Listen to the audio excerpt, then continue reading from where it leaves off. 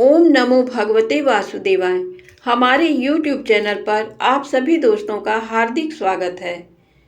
तारा रानी की कथा। एकादशी व्रत में इस कथा को अवश्य ही सुनना चाहिए। आइए जानते हैं तारा रानी की कथा। राजा स्पर्श माँ भगवती के पुजारी थे और रात दिन महामाई की पूजा किया करते थे। माँ ने भी उन्हें राजपाट, धन दौलत, ऐशो आराम के सभी साधन दिए थे। कमी थी तो सिर्फ ये कि उनके घर में कोई संतान नहीं थी। ये गम उन्हें दिन रात सताता था।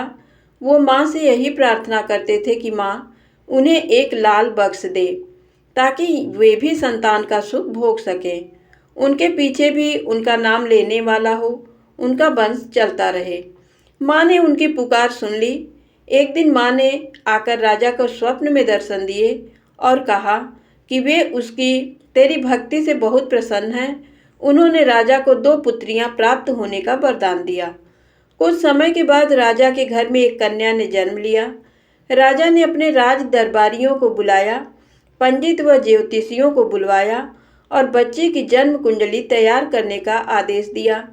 पंडित तथा ज्योतिषियों ने उस बच्ची की जन्म कुंडली तैयार की और कहा कि वो कन्या तो साक्षात देवी है। ये कन्या जहाँ भी कदम रखेगी वहाँ खुशियाँ ही खुशियाँ होंगी। कन्या भी भगवती की पुजारिन होगी। उस कन्या का नाम तारा रखा गया।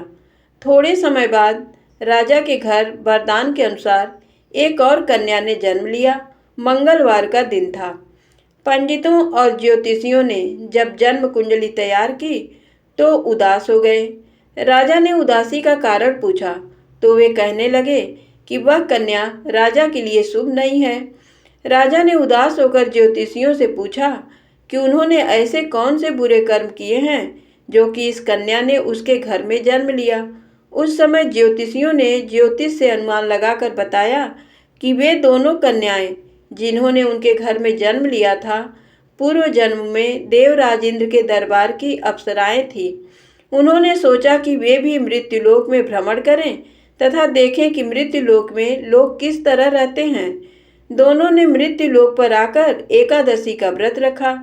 बड़ी बहन का नाम तारा था तथा छोटी बहन का नाम रुकमन। बड़ी बहन तारा ने अपनी छोटी बहन से कहा कि रुकमन, आज एकादशी का व्रत है, हम लोगों ने आज भोजन नहीं करना है। अतः वो बाजार जाकर कुछ फल ले आए। रुकमन बाजार फल लेने के लिए गई। वहाँ उसने मछली के पकौड़े बनते देखे। उसने अपने पैसों के तो पकौड़े खा लिए तथा तारा के लिए फल लेकर वापस आ गई और फल उसने तारा को दे दिए। तारा के पूछने पर उसने बताया कि उसने मछली के पकौड़े खा लिए हैं। तारा ने उसको एकादशी के दिन मांस खाने के कारण श्राप दिया कि वो निम्न योनियों में गिरे, छिपकली बनकर सारी उम्र ही कीड़े मकोड़े खाती रहो। उसी देश में एक ऋषि गुरु गोरख अपने शिष्यों के साथ रहते थे। उनके शिष्यों में एक शिष्य तेज स्वभाव का तथा घमंडी था। एक दिन वो घमंडी शिष्य पानी का कमंडल भरकर खुले स्थान में एकांत में जाकर तपस्या पर बैठ गया। वो अपनी तपस्या में लीन था। उसी समय उधर से एक प्यासी कपिला गाय आ गई। उस ऋषि के पास पड़े कमंडल में पानी पीने के लिए उसने मुंह डाला और सारा पानी पी गई। जब कपिला गाय ने मुंह बाहर निकाला तो खाली कमंडल की आवाज़ सुनकर उस ऋषि की समाधि टूटी। उसने देखा कि गाय ने सारा पानी पी लिया था। ऋषि ने गुस्से में उस कपिला गाय को बहुत बुरी तरह चिमटे से मारा, जिससे वह गाय लहूलुहान हो गई। ये खबर गुरु गोरख को मिली तो उन्होंने कपिला गाय की हालत देखी। उन्होंने अपने उस शिष्य को बहुत बुरा भला कहा और उसी वक्त आश्रम से निकाल दिया। गुरु गोरख ने गौ माता पर किए गए पाप से छुटकारा पाने के लिए कुछ समय बाद एक यज्ञ रचाया। इस यज्ञ का पता उस शिष्य को भी चल गया जिसने कपिला गाय को मारा था। उसने सोचा कि वह अपने अपमान का बदला जरूर लेगा। यज्ञ शुरू होने उस शिष्य ने एक पक्षी का रूप धारण किया और चोंच में सर्प लेकर भंडारे में फेंक दिया, जिसका किसी को पता न चला। वह छिपकली जो पिछले जन्म में तारा देवी की छोटी बहन थी तथा बहन के श्राप को स्वीकार कर छिपकली बनी थी, सर्प का भंडारे में गिरना देख रही थी। उसे त्याग व परोपकार की शिक्षा अब तक याद थी। वह भंडारा होने तक घर की दीवार पर चिपकी रही, समय की प्रतीक्षा करती रही। कई लोगों के प्राण बचाने हेतु उसने अपने प्राण न्यौछावर कर लेने का मन ही मन निश्चय किया। जब खीर भंडारे में दी जाने वाली थी, बांटने वालों की आंखों के सामने ही वह छिपकली दीवार से कूदकर कढ़ाई में जा गिरी। लोग छिपकली को बुरा भला कहते हुए खीर की कढ़ाई को खाली करने लगे, तो उन्होंने उसमें मरे हुए सांप को देखा। तब जाकर सबको मालूम हुआ कि छिपकली ने अपने प्राण देकर उन सबके प्राणों की रक्षा की थी। उपस्थित सभी सज्जनों और देवताओं ने उस छिपकली के लिए प्रार्थना की कि उसे सब योनियों में उत्तम मनुष्य जन्म प्राप्त हो तथा अंत में मोक्ष को प्राप्त करे। तीसरे जन्म में वह छिपकली राजा स्पर्श के घर कन्या के रूप में जन्मी। दूसरी बहन तारा देवी ने फिर मनुष्य जन्म लेकर तारामती नाम से अयोध्या के प्रतापी राजा हरिश्चंद्र के साथ विवाह किया। राजा स्पर्श ने ज्योतिषियों से कन्या की कुंडली बनवाई। ज्योतिषियों ने राजा को बताया कि कन्या आपके लिए हानिकारक सिद्ध होगी, शकुन ठीक नहीं है, अतः वे उसे मरवा दें। राजा बोले कि लड़की को मारने का पाप बहुत बड़ा है, वे उस पाप का भागी नहीं बन सकते। तब ज्योतिषियों ने विचार करके राय दी कि राजा उसे एक लकड़ी के संदूक में बंद करके ऊपर से सोना चांदी आदि जड़वा दें और फिर उस संदूक के भीतर लड़की को बंद करके नदी में प्रवाहित करवा दें। सोने चांदी से जड़ा हुआ संदूक अवश्य ही कोई लालच में आकर निकाल लेगा और राजा को कन्या वध का पाप भी नहीं लगेगा। ऐसा ही किया गया और नदी में बहता हुआ संदूक काशी के समीप एक भंगी को दिखाई दिया, तो वह संदूक को नदी से बाहर निकाल लाया। अब जब संदूक खोला तो सोने चांदी के अतिरिक्त अत्यंत रूपवान कन्या दिखाई दी। उस भंगी के कोई संतान नहीं थी।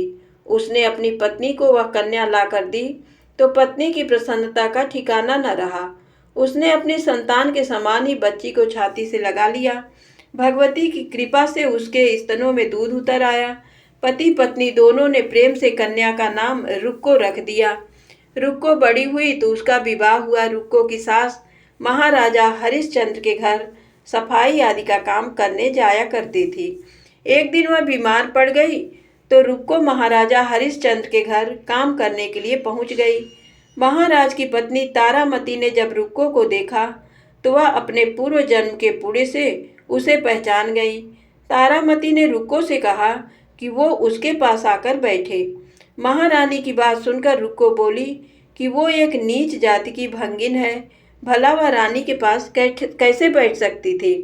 तब तारामती ने उसे बताया कि वह उसके पूर्व जन्म के सगी बहन थी। एकादशी का व्रत खंडित करने के कारण उसे छिपकली की योनि में जाना पड़ा। जो होना था वो तो हो चुका, अब उसे अपने वर्तमान जन्म को सुधारने का उपाय करना चाहिए और भगवती वैष्णो माता की सेवा करके अपना जन्म सफल बनाना चाहिए। ये सुनकर रुक्को को बड़ी प्रसन्नता हुई और जब उसने उपाय पूछा तो रानी ने बताया कि वैष्णो माता सब मनोरथों को पूरा करने वाली हैं। जो लोग श्रद्धा पूर्वक माता का पूजन व जागरण करते हैं उनकी सब मनोकामना पूर्ण होती है। रुक्को ने प्रसन्न होकर माता की मनौती मानते हुए कहा कि यदि माता की कृपा से उसे एक पुत्र प्राप्त हो गया तो वो माता का पूजन और जागरण कराएगी। माता ने प्रार्थना को स्वीकार कर लिया। फलस्वरूप 10वें महीने उसके गर्भ से एक अत्यंत सुंदर बालक ने जन्म लिया, परंतु दुर्भाग्यवश रुक्को को माता का पूजन जागरण कराने का ध्यान न रहा। जब वह बालक 5 वर्ष का हुआ तो एक दिन उसे माता चेचक निकल आई। रुक्को दुखी होकर अपने पूर्व जन्म की बहन तारामती के पास आई और बच्चे की बीमारी का सब वृत्तांत का सुनाया।